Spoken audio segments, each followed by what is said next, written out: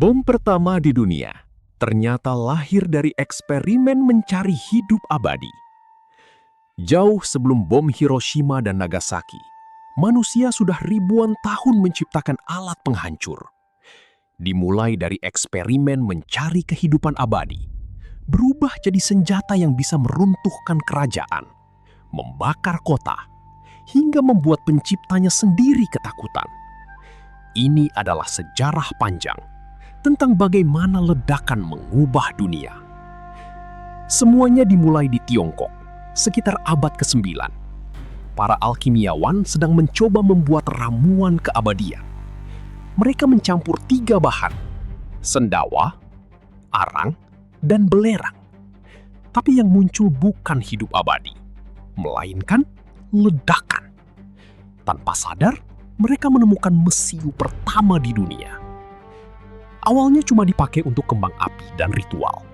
Tapi manusia cepat sadar kalau benda ini bisa dipakai untuk perang. Lahir panah api, granat bambu, roket sederhana, dan meriam pertama dalam sejarah. Teknologi itu lalu menyebar lewat jalur sutra dan perlahan mengubah wajah peperangan dunia. Di Eropa, mesiu berkembang menjadi monster baru, meriam. Tahun 1453, Kesultanan Ottoman menyerang Konstantinopel. Kota itu punya tembok raksasa yang berdiri hampir 1000 tahun. Selama berabad-abad, tembok itu dianggap mustahil ditembus. Tapi kali ini berbeda. Ottoman membawa meriam raksasa. Setiap dentumannya mengguncang tanah. Batu-batu benteng beterbangan. Dan untuk pertama kalinya, dunia sadar, benteng batu tidak lagi menjamin keamanan. Ledakan telah mengalahkan dinding kerajaan.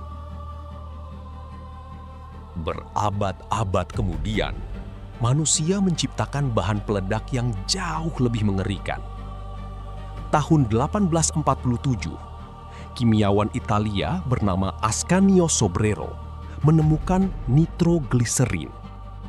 Masalahnya, zat ini terlalu sensitif. Sedikit guncangan, langsung boom!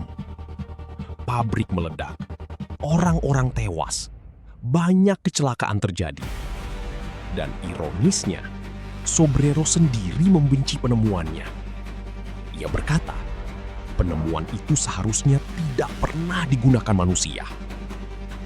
Kemudian muncul seorang pria Swedia, Alfred Nobel. Ia berhasil membuat nitrogliserin lebih stabil dan lahirlah dinamit. Penemuan itu mengubah dunia.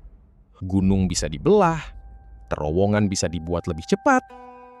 Tapi di sisi lain, perang jadi jauh lebih mematikan. Nobel menjadi sangat kaya. Tapi suatu hari, koran Prancis salah mengira ia meninggal. Headline-nya berbunyi, "Pedagang maut telah mati." Nobel shock. Ia sadar, dunia mungkin hanya akan mengingatnya sebagai pencipta kematian. Dan karena itulah, hartanya diwasiatkan untuk membuat hadiah Nobel. Sebuah penghargaan untuk ilmu pengetahuan dan perdamaian. Abad ke-19 melahirkan senjata baru, torpedo. Bom yang bisa bergerak sendiri di bawah laut, mencari kapal, lalu menghancurkannya. Lalu datang Perang Dunia Pertama. Dan manusia menemukan sesuatu yang lebih mengerikan lagi. Bom dari langit. Awalnya sederhana. Pilot membawa bom kecil dan melemparkannya langsung dengan tangan. Tapi teknologi berkembang cepat. Pesawat makin besar, bom makin berat. Dan untuk pertama kalinya dalam sejarah, kota-kota sipil mulai menjadi target perang. Tahun 1915, dunia menyaksikan horor baru. Gas beracun. Di Ypres, Belgia, Jerman melepas gas klorin ke medan perang. Tidak ada ledakan besar, tidak ada api.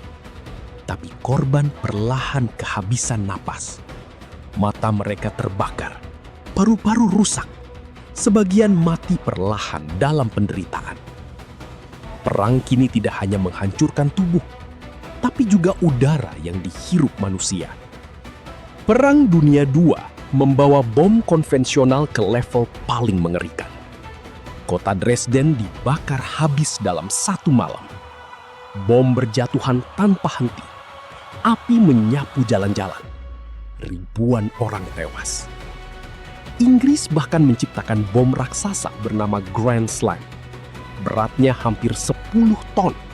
Cukup kuat untuk menembus bunker beton dan menghancurkan target bawah tanah. Dan lalu, tahun 1945, manusia melangkah lebih jauh lagi. Bom nuklir lahir. Ledakan yang tidak lagi menghancurkan satu gedung, tapi satu kota sekaligus. Sejarah bom ternyata tidak dimulai dari nuklir. Semuanya dimulai dari rasa penasaran manusia yang perlahan berubah menjadi perlombaan penghancuran. Dan ironisnya, beberapa penciptanya sendiri takut pada ciptaan mereka. Karena setiap teknologi selalu punya dua sisi. Bisa membangun dunia atau menghancurkannya. Menurut kamu, apakah perkembangan senjata membuat dunia lebih aman atau justru lebih berbahaya?